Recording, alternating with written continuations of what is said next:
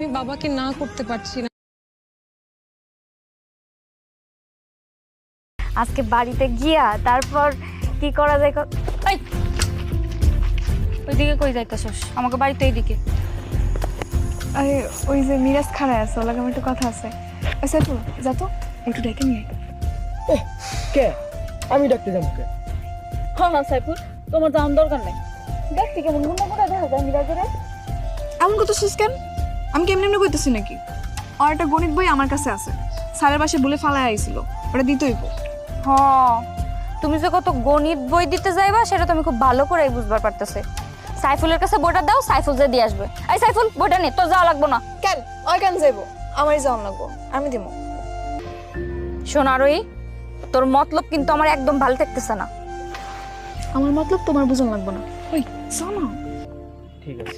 না সাইফুল যাইবো না।